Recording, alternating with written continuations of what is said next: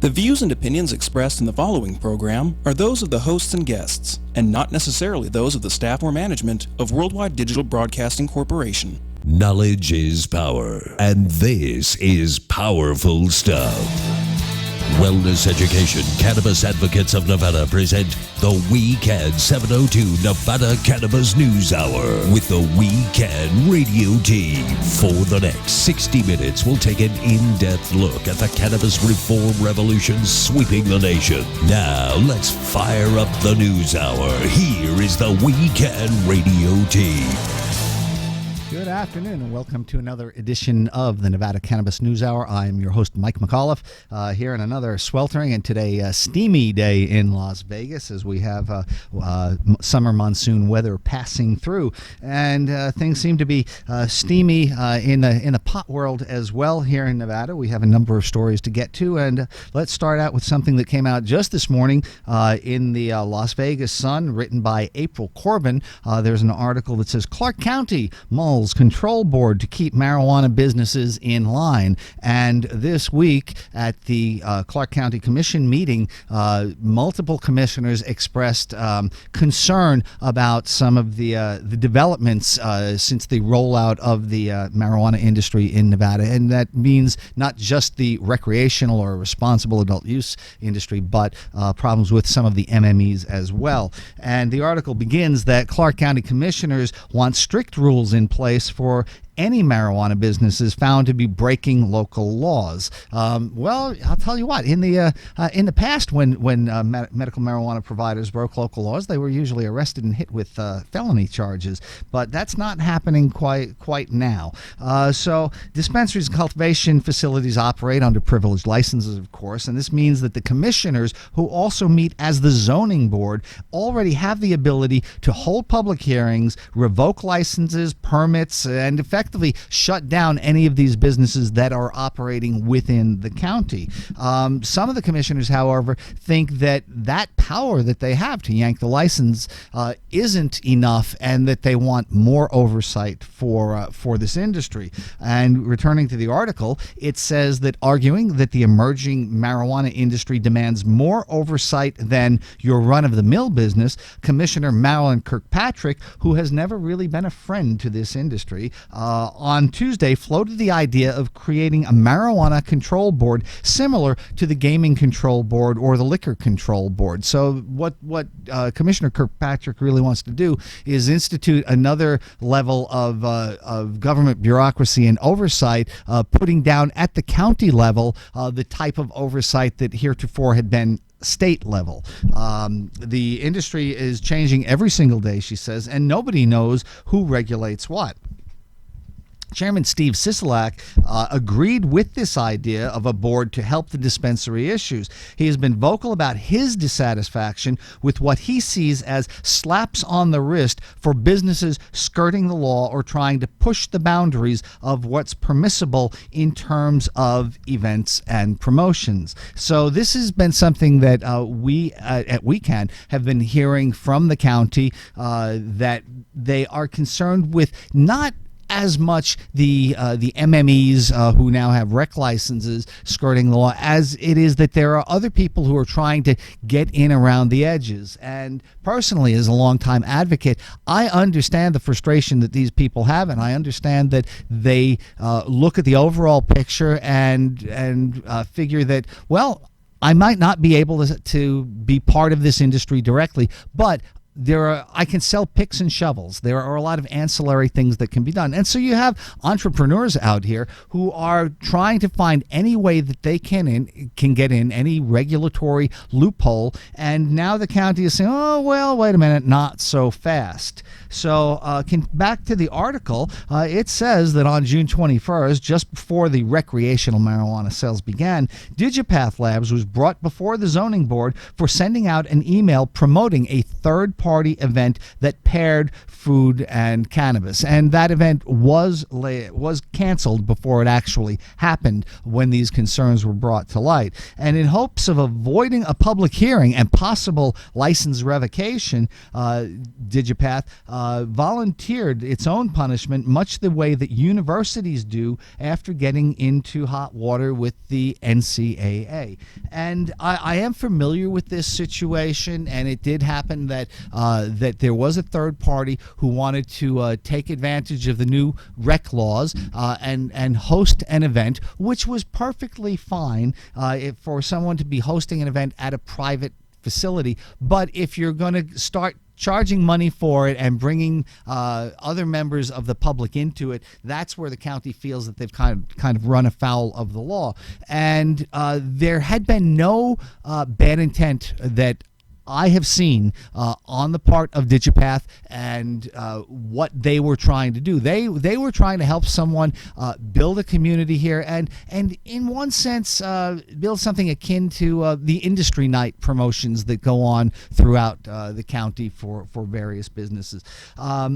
However, when they ran into static and feedback from the county, this was almost immediately pulled off the table, and the event was canceled. So really, it was a case of no harm, no foul, and yet the county is saying that DigiPath should not have even sent that email out, and that transgression was so great that they could consider a license revocation as a part of a penalty. And so DigiPath instead, for this no harm, no foul, for this sending out an email on the behalf of this third party, voluntarily committed to spending over $50,000 in make goods. I don't want to call it a fine exactly. Let's call it penance instead. And so DigiPath is performing this penance in hopes that the county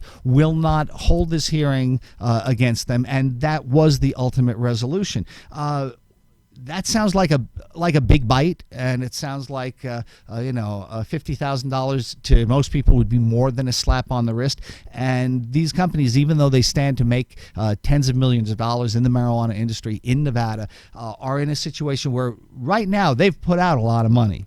And it's not a question of is that a too large or too small amount, but it's a question of how does it impact the cash flow of these places. So that kind of hit is going to be significant, and for what we see is or what I personally feel is not really egregious behavior. That's a pretty heavy hit. So then what happens if the county does find an actual instance of bad behavior? They're either going to revoke a license, which will cause the owners of that license great financial hardship, and not that I'm crying for them, but it will also tend to put those people at work in that facility out of business. And so there are various other repercussions.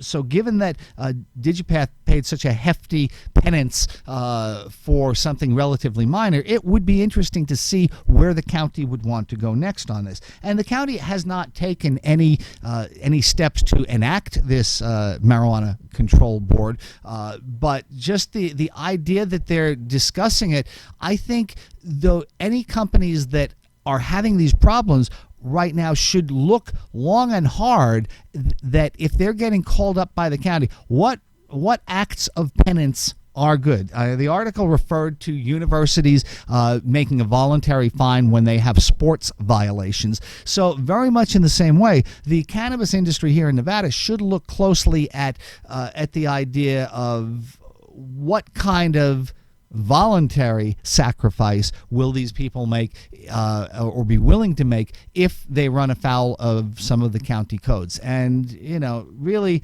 for most of these businesses, as hard as they try, I think it's not a question of if, but it's a question of when. There was an old saw axiom in the pot business that, depending on how long you were in that business, it's not a question of if you'll get busted, it's a question of when. And so even trying to do good things, there is such an arcane mix of what you can do and what you can't and what seems sensible and what doesn't, that it seems a good idea that these businesses proactively be set up for making those penance offers rather than having the state or the county have good reason to come down and bring another regulatory body down on them. We'll see how that goes. This is breaking news, and we will keep you informed. Hey, we'll be right back. Crazy Terry here with your car care tip of the day. Today's tips on cooling systems.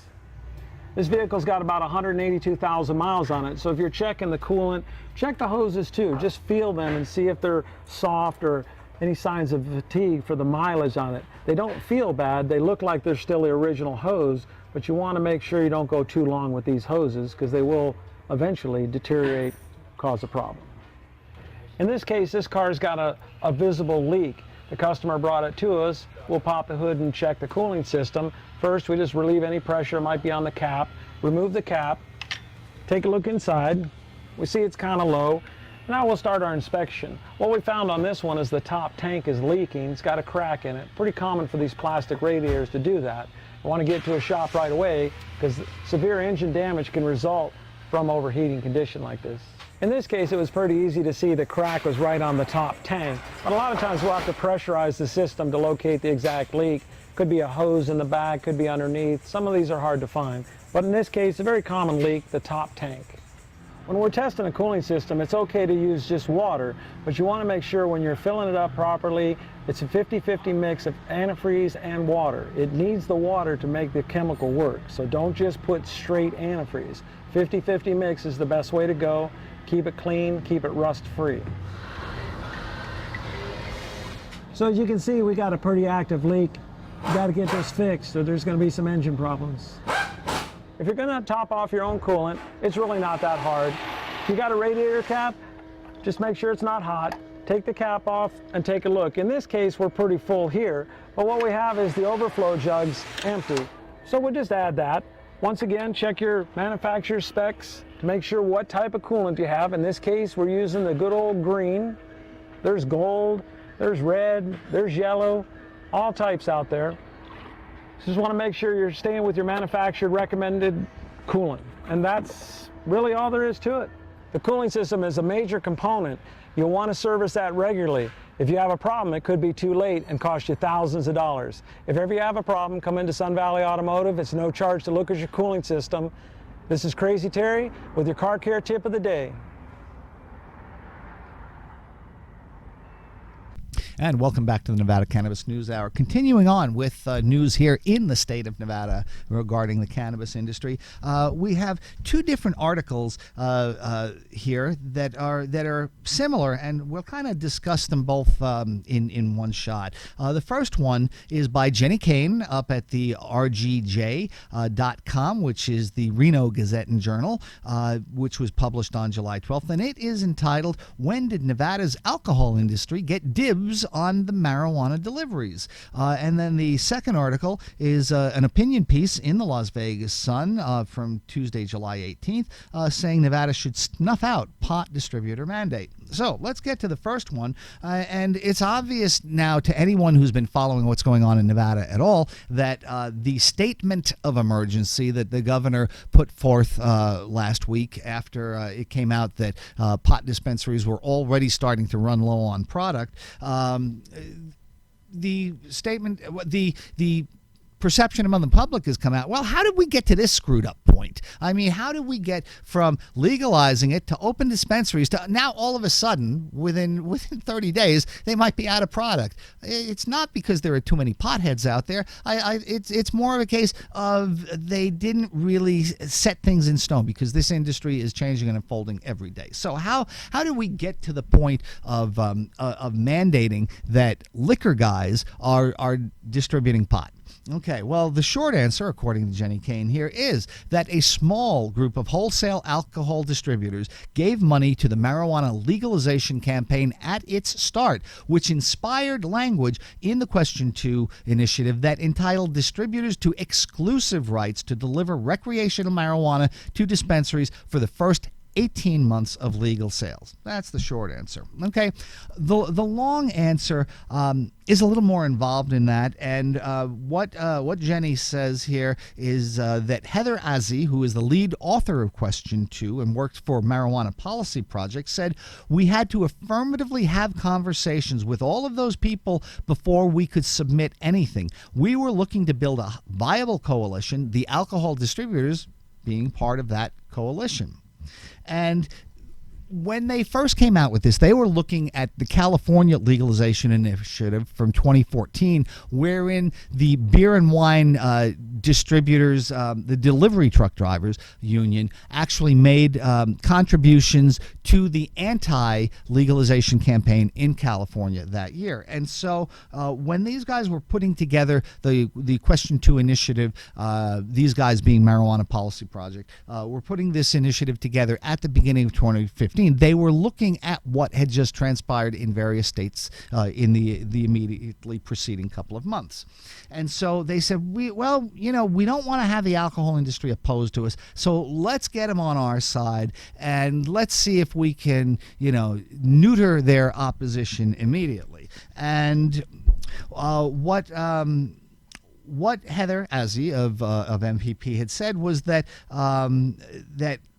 pardon me, let me correct that. What Joe Bresney, who was also with MPP and was the former chairman of the coalition to regulate marijuana like alcohol, what he had said at that time was that about 1/3 of alcohol distributors hated the idea of collaboration, 1/3 didn't care, and 1/3 were like, hey, I'm in, which really sounds like America, where you've got roughly 1/3 Democrats, 1/3 Republicans, 1/3 independents on most any issue here. So that's kind of holding true here, right? And they expected, the Question 2 people, that those distributors would contribute somewhere between $100,000 and $250,000 to the campaign. And so when they got those assurances, the ballot initiative was written to entitle alcohol distributors to these exclusive rights. And they figured that since these guys are going to pay to help legalization and not fight it, we're going to give them their little piece of Nevada juice. And unfortunately, that didn't work. And according to Joe Bresney, he said, and I quote here, "Boy, I wish we had never done that." And I agree. And I like Joe Bresney, and he's a friend of the show here, and we march on a similar path. But you got to wonder about what these guys did sometime, because back then, in early 2015, when this was first being revealed to the community, I personally, we can in general, other people from various other advocacy groups here in Nevada, all were up in arms about this and thought this was a terrible idea. And we were that, maybe it's not the greatest, but you got to swallow this because, this prevents them from coming out against us. And, if indeed this election were, public opinion 50-50 and it were really razor thin, all right, that can make a difference. And granted, the 54-45 margin that we actually won this initiative by is larger than most people thought, and we had a more comfortable margin on it. Most polls were showing about a 6-point difference, and that would have been enough to be comfortable even without kowtowing to the alcohol distributors. Right? And I'm against the idea that you're paying off one special interest group in order to do this, but there is real politic and the practicality of having to get deals done. As friend of the show Tick Sagerblum has said on multiple occasions, you can't put everything that you want in your idea. You have to put in what you think you can get past, where you think you can make the deal. And so obviously these guys thought that they could make this good deal. And so they wound up getting by actually 2014, when they were first starting to think about this, they wound up getting 6 companies from the alcohol industry to donate $12,500 each. That's a total of $75,000. And they were expecting to get at least 3 times that amount in total from these guys. But past that initial donation surge, the alcohol investors closed off their pockets because somebody pointed out to them, apparently, that doesn't matter what we're doing in the state. alcohol distributors are licensed by the federal government, and lo and behold, pot is still federally illegal. So these guys realize that, oh my God, it doesn't matter if we have this right. We're not going to be able to use it. And most of them backed off. And so using the loophole that that if there aren't enough distributors out there applying for this, that the state could consider alternatives. In March, the Department of Taxation argued that, in fact, there were too few alcohol distributors that were interested in this, and so they had to open it up to other sources.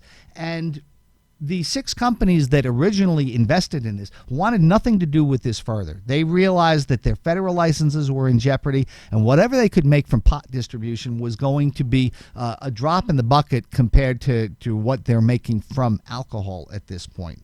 So another band of distributors, getting back to Jenny Kane's article here, says that another band of distributors, not the same ones who contributed to the Question 2 campaign, formed the Independent Alcohol Distributors of Nevada, and they challenged the department in court, the taxation department. A district court judge in Carson City validated their concerns and ordered a stop on all distribution licenses until the department wrote a new regulation. So here you've got a bunch of guys who were not part of the original push, who did not say, oh, this is a good idea and we're going to support it. Oh, hey, we can make money too. There's a bunch of guys saying, oh, look at that.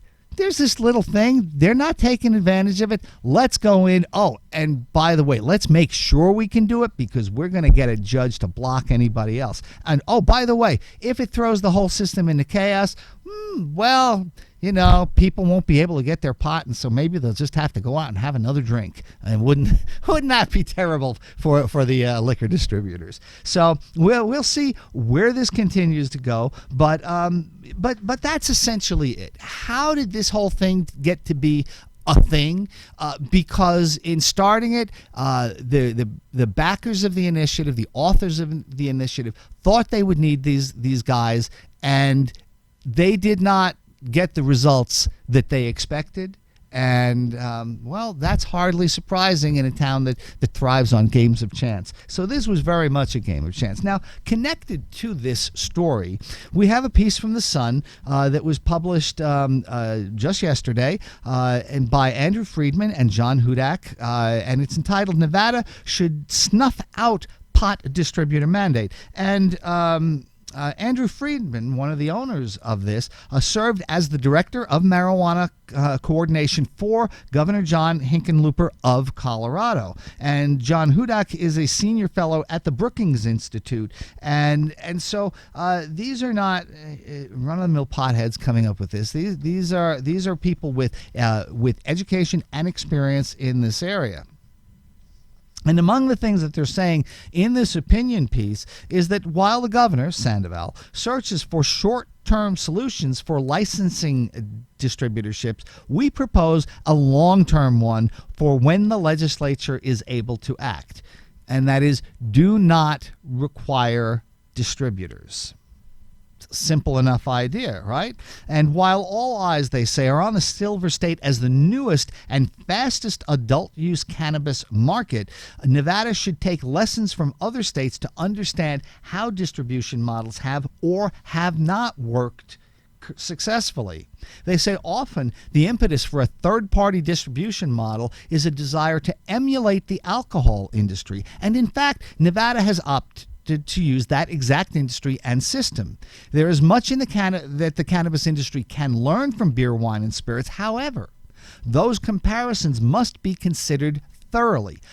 Peer industries adopt policies for a variety of reasons. Sometimes those policies arise because of the best practices. Other times, those policies arise because of interest group lobbying, cronyism, and historical legacies at the expense of effective public policy. And there is little evidence, they write, that mandatory distributorships can be considered a best practice. And, this stuff makes a lot of sense for me. On the surface, it was easy to say early on, well, we're going to just regulate pot like alcohol. Because in fact, many of us in the activist community for years have been saying, hey, regulate pot like cigarettes or alcohol. And so, lo and behold, we're getting what we had asked for here, but it's not playing out exactly the way we would like it. And so we're saying, no, we've got to change all this stuff. Well, continuing back on this article, okay, we got what we wished for. Andrew Friedman and John Hudak are continuing that requiring distributorships has the potential to increase costs significantly. Not only will the distributorships be an added cost, they have the potential to become choke points in the production chain, driving up prices as demand outpaces supply. And this could prove a challenge in Nevada's goal to displace the black market. Eliminating the black market requires that prices for legal cannabis be close enough to black market prices so that the average consumer opts into the legal market. And this makes a tremendous amount of sense. And when you have facilities, as we do in Nevada, that are vertically integrated, and you have multiple facilities in the state that have their cultivation license and then have a production license and then have a distribution license, a dispensary license, then these people should, by any logical train of thought, be able to have the product that they have in their facility and just move it down the hallway as they need to. And I have seen arguments come out from the other side saying, well, it's not really there because they have to send it out to independent testing labs, so it's got to be transported to there, and then it's got to be transferred back and everything to be approved. And that's not really the case, because essentially they're sending out a little less than half an ounce off of every 5-pound batch for that testing. It's not like the whole 5 pounds needs to move out of the facility A to B. And secondarily, when they're doing that, the amount of cannabis that they will be transporting is small enough that it is not going to be some kind of risk for armed robbery or other illegal intervention. And so it would seem to me, under the current scheme, that these MMEs do not have to use a distributorship to take the sample of their product to get tested and returned. So that argument that people are making, I think, is completely false. But beyond that, once you have approval for the product, the idea that you have to bring in an outside concern of and these are not going to be trained cannabis specialists, these are going to be beer truck delivery drivers who are now going to traipse into your clean room area where you don't want to have bugs or pathogens or anything coming in and potentially dirtying up your cannabis cultivation or production facility. You'll have these guys coming in after they've just been down to Barney's Bar down the street and put in 4 or 5 kegs and offloaded and unloaded 20 cases of beer to now come in and be moving cannabis around. And as the article points out, it only adds costs. If you have places that have these licenses and have been vetted by the state, it's absurd that they have to bring an outside company in to move it 50 feet, 100 feet within their own facility. So I think the authors of this study are absolutely right, and we should be looking at ways to streamline this entire process. And if you want to have something with oversight, we already have this industry being recorded with security cameras that are visible to law enforcement 24/7. And if you think that there's something going wrong, there is already a substantially completed roadway to make sure that oversight is done. So bringing in these third-party distributors does not help that oversight, does not prevent misdeeds from occurring, and indeed acts as more of a brake on the industry than anything else. So we'll see where this goes, but the point I'd like to close out on this is that these authors, and I've seen online a lot of comments for people who say, oh, just get rid of the alcohol distributorship, it's fine. The problem that we have, though, is that this was written into the initial initiative language. And so it cannot be changed by law in the state of Nevada. It cannot be changed by the legislature for 3 years. And also that these guys, the alcohol distributors, have an 18-month exclusive window. So we're talking about a minimum of the end of 2018 before others can be considered to be licensed instead of just the alcohol distributors, and a minimum of 2020, which effectively means the legislature session of 2021 before state legislation can come in and change this. So we are left at this point with a situation where it's only the executive branch of government, being under the control of Governor Sandoval, who can come in and start tweaking these and making these changes. And that is, in fact, what we're seeing now with the Department of Taxation regulations here. So this is a story that is going to continue to unfold. A lot of people, myself included, think that it stinks that an industry which is essentially a competitive industry to the cannabis industry is able to come in and essentially keep their hands on the throat of this, on the windpipe of this new industry as it's trying to gather air in to breathe and flex its muscles. So we're going to see where it has to go. We're going to keep close track on this through the Cannabis News Hour and keep you informed. All right, we'll be right back.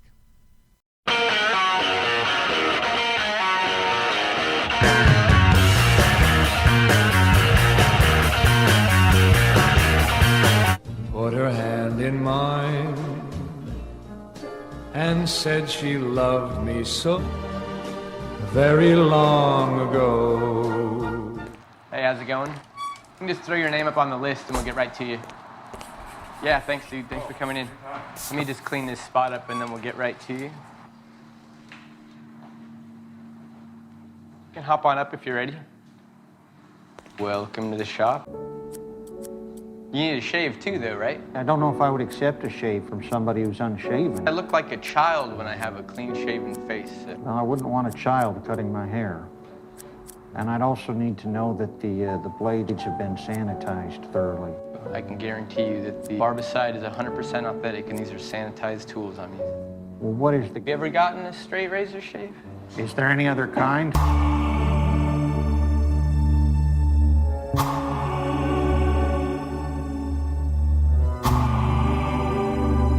This stuff smells like Irish Spring. Brings me back to childhood. Did you grow up in a chemical plant? Hurry up. Yeah, well, Now you look like $1 million. Well, that's your job. I'll be sure and mention your facility during my show tonight.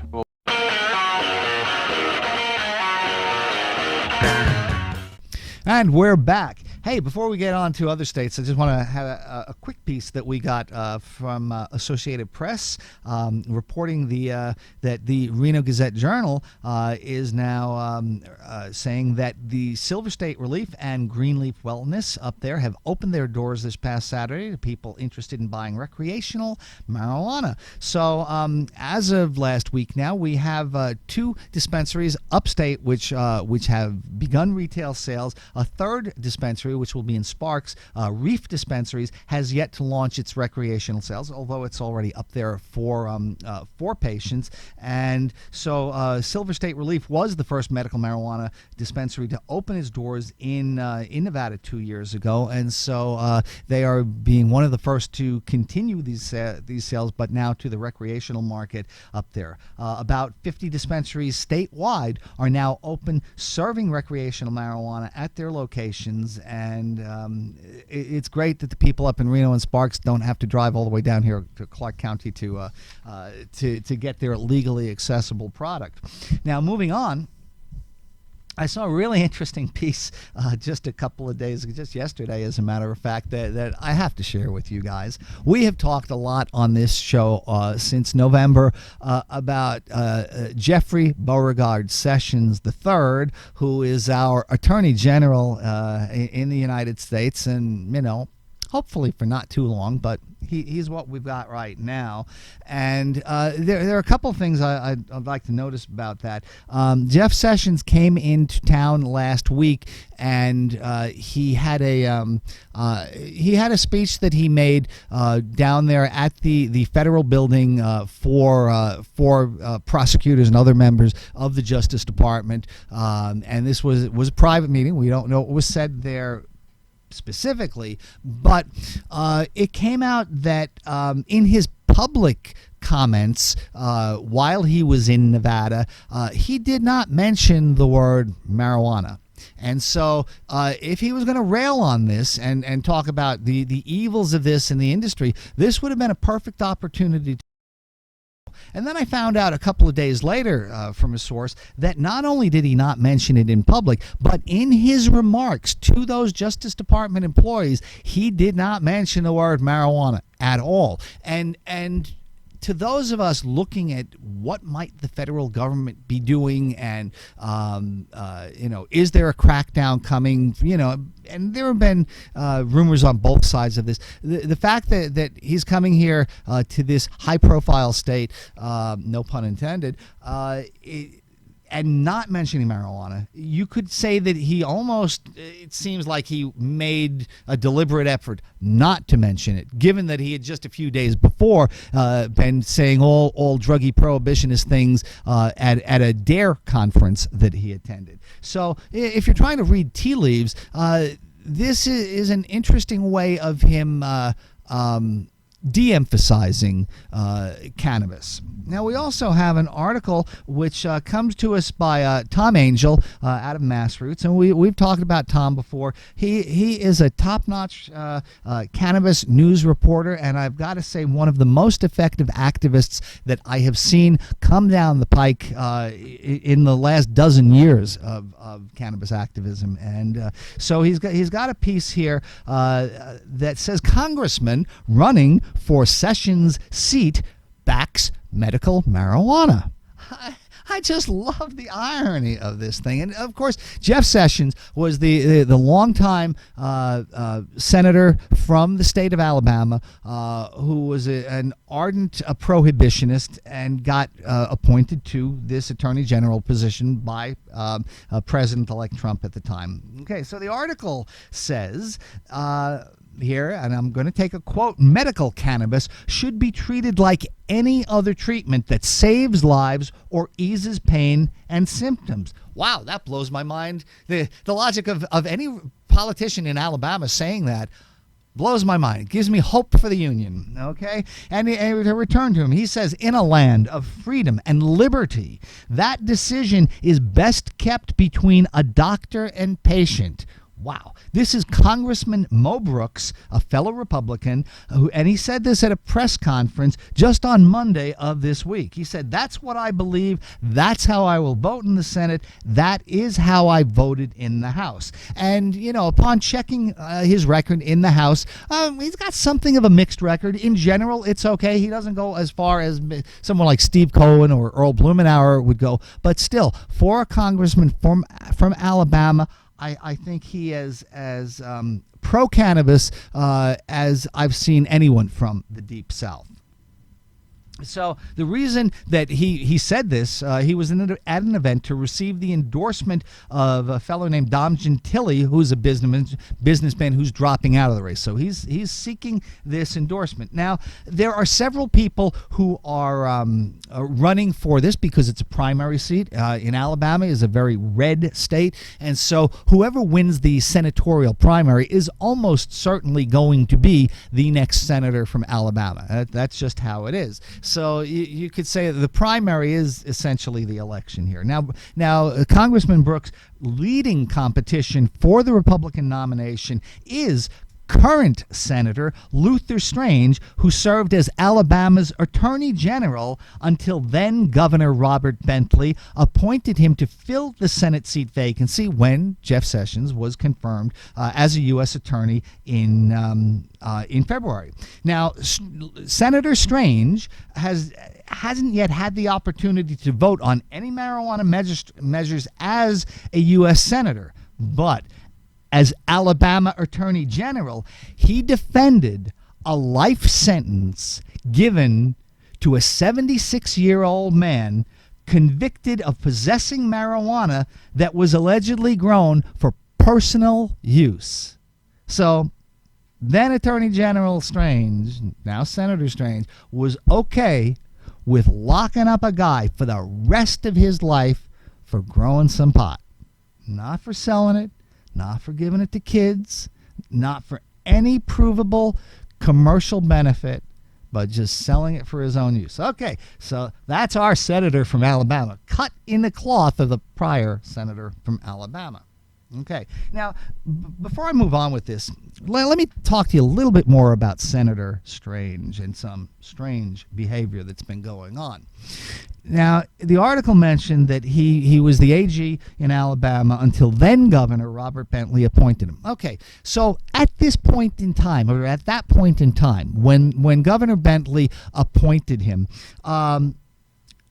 AG Strange was investigating then Governor Bentley for inappropriate behavior in office, because then Governor Bentley, who was at that point, 70 plus years old, had been carrying on this, potentially carrying on this affair with his PR liaison, a woman who was 30 years his junior, and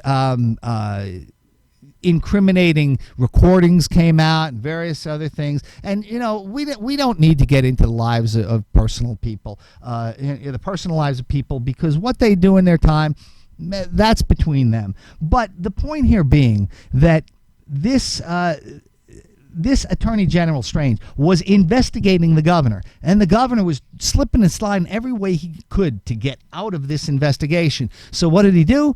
He took the Attorney General into a private meeting, came out of the private meeting, appointed him the new senator, and guess what? That investigation slowed down almost to a crawl. And while in the intervening several months, Governor Bentley resigned, and as a result of this alleged affair, he did not get prosecuted in the way that it seemed that he was. Is this political payoff? Is this quid pro quo? I'm not going to make that decision. You can make that decision if you want to look into it a little more. So that's some shadiness going on, in my opinion, with the current senator from Alabama, the junior senator from Alabama now. Now, also running for that seat is Roy Moore. And the article says that he is a former state Supreme Court justice who was removed from office after issuing an order directing state judges not to issue marriage licenses to same-sex couples. Now, what I found interesting was this. I've been familiar with old Roy Moore for a while now. This is not the first time he was removed from the Alabama Supreme Court. He was initially removed from the court several years back because of his insistence to allow a sculpture of the Ten Commandments to sit in the state Supreme Court. And this was seen as a violation of separation between church and state. And he said, no, I don't care. I'm going to let these things stay here. And he was kicked off the Supreme Court, removed. And well, the people of Alabama like him, so they elected him again. He got kicked off again. So now he's trying to avoid that hat trick, it seems, and so he's running for senator instead. So that's going to be an interesting thing. But, as much as I have those issues with Roy Moore, I've got to say that he, for his part, wrote an opinion in the same case that I just told you about, the 76-year-old man, life sentence. Okay, Justice Moore wrote an opinion saying that the sentence was excessive and unjustified and revealed grave flaws in the state sentencing system. So that means whatever other problems we might have for Justice Moore, why not take advantage of this guy, because he's got some progressive views on cannabis reform, and it makes you wonder, how could you get somebody from the deep south who's been is all in favor of state rights, voter restrictions, and all this sort of stuff, how he gets to be a friend to drug policy reform? Well, it seems that Moore's son Caleb has been arrested multiple times on marijuana and other drug charges in the state of Nevada, and dad has done everything he can to minimize the impact on old Sonny Boy there. So, we have said over the years that it's amazing how people can be hardline against drugs, against pot and all this stuff, right up until the time when one of their loved ones gets a medical condition that requires medical cannabis or gets in a jam involving the war on drugs. And, well, we see this happening right here. Hey, we're going to take another quick break. We'll be right back. Hi, I'm Joe Peroni. And I'm Heidi Mancini, and we're the hosts of the Rise Above show. Check us out on WWDB TV on Thursday afternoons at 2 p.m. Crazy Terry here with your car care tip of the day. Today's tips on cooling systems. This vehicle's got about 182,000 miles on it, so if you're checking the coolant, check the hoses too. Just feel them and see if they're soft or any signs of fatigue for the mileage on it. They don't feel bad. They look like they're still the original hose, but you want to make sure you don't go too long with these hoses because they will eventually deteriorate, cause a problem. In this case, this car's got a visible leak. The customer brought it to us. We'll pop the hood and check the cooling system. First, we just relieve any pressure that might be on the cap, remove the cap, take a look inside. We see it's kind of low. Now we'll start our inspection. What we found on this one is the top tank is leaking. It's got a crack in it. Pretty common for these plastic radiators to do that. I want to get to a shop right away because severe engine damage can result from overheating condition like this.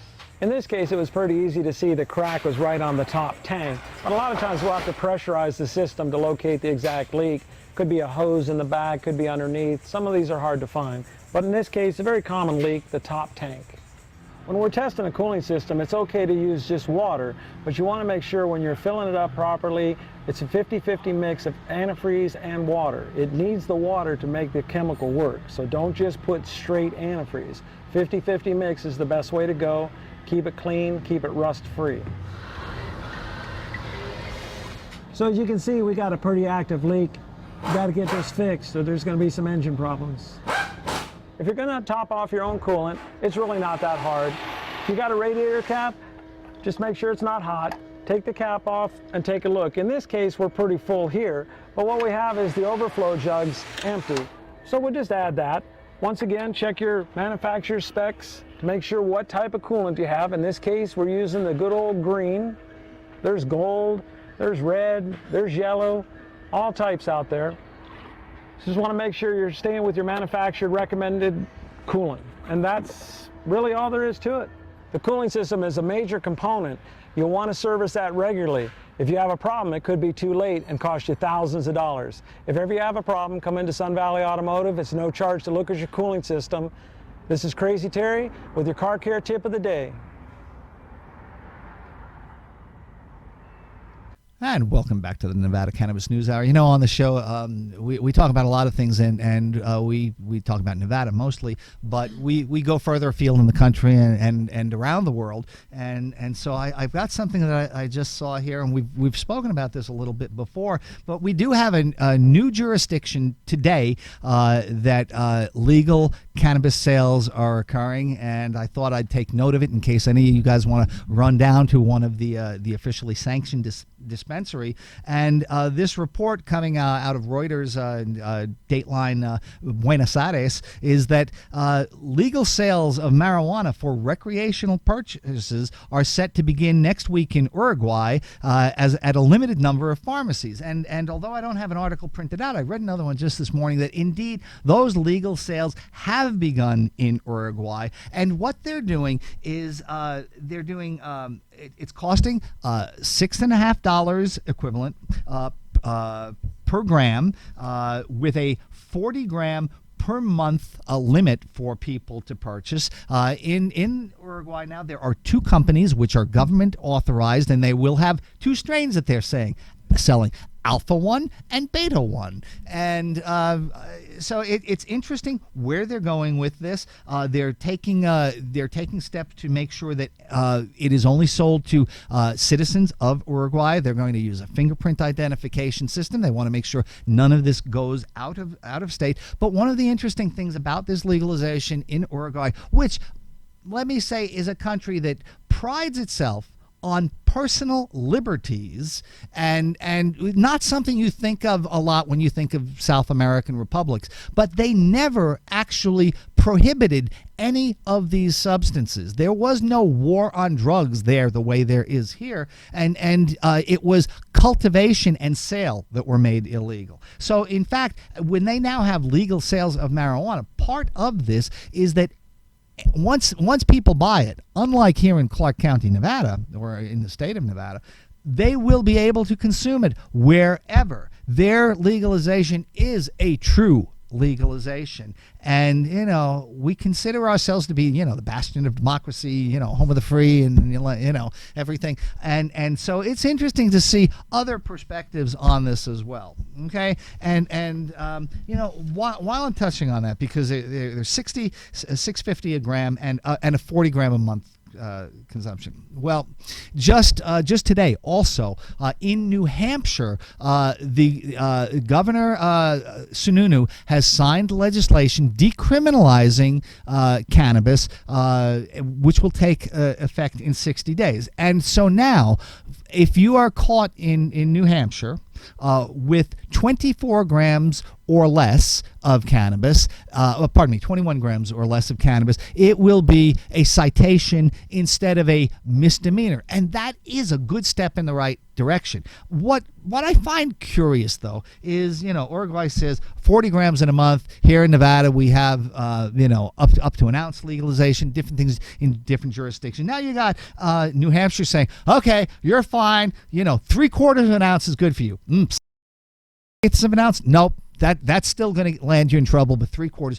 I just wonder how these guys come up with, what's the right amount? And there is no rhyme or reason or no continuity in this whatsoever. So that's just a quick aside. Now, before we go, I want to touch on something which I think is an important thing and applies here in Nevada.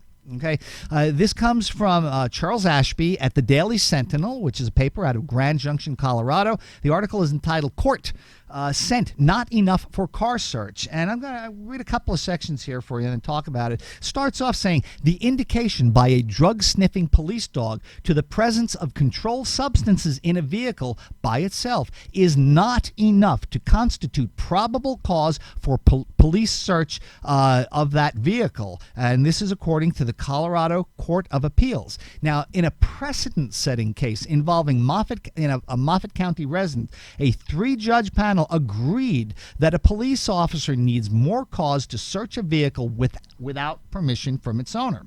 Because Amendment 64 legalized possession for personal use of 1 ounce or more by marijuana by persons of 21 years of age or older in Colorado, it is no longer accurate to say that, at least as a matter of state law, that an alert by a dog which can detect marijuana but not specific amounts can reveal only the presence of contraband. And that was Judge Daniel Daly writing in their ruling. Continuing on, he said that a dog sniff could result in an alert with respect to something which, under Colorado law, a person has a legitimate expectation of privacy. Because a dog sniff of a vehicle could infringe upon a legitimate expectation of privacy solely under state law, that dog sniff should now be considered a search for purposes of the amendment where the occupants of 21 are 21 or older. And the important thing about that is that in a Supreme Court ruling on this very issue about a decade ago, a little over that, the Supreme Court of the United States ruled that a sniff is not a search. But now you've got this appellate panel saying that because of the change of marijuana laws since that ruling, that sniff is now a search and should be considered differently. Now, in this particular case, from February 2015, Craig Police Corporal Brian Gonzalez followed home a truck driven by a resident that was leaving a home that had been searched for drugs nearly 2 months earlier. Now, that home had been searched for drugs, but apparently no charges had been laid as a result of that search. So the idea that you're presuming that someone is guilty because they had they just visited somewhere that was an address where there was a fruitless search, you're conferring an illegality there. Okay, and he ultimately, when they searched, they found paraphernalia in his car. They found a controlled substance, but that search should not have happened. The appeals court said that because some amounts of marijuana are legal and because the dog could not tell officers what he was sniffing, the officers did not have enough probable cause to conduct the search. And that's because when they train these dogs, they train them as drug dogs or as bomb dogs or as drug dogs. But when they train them as drug dogs, they train them to smell pot and coke and heroin and a number of things. So there is no way for the dog to say, "Oh, this smells like coke, not pot. Go get him." And so this is a very important ruling that will set precedent across any state in the country that has legalized possession, and it's something that every defense attorney should have in its quiver, and every consumer of cannabis should be aware of, because we're not looking to skirt the law, but we want to use the law on our side and protect ourselves whenever we can from an overbearing government. So with that said, we're getting ready to wrap up another edition here. Before we do, let me just quickly remind everybody that the 9th annual Weekend Summer party is happening on August 12th. We will have the details at weekend702.org or the Weekend 702 Facebook page. Take a look at this stuff. Come on out. Have a great time. It has always been a terrific mellow party, and the more legal we are, the better we feel. So come on out and come on back, and we'll see you with another edition of Nevada Cannabis News next time.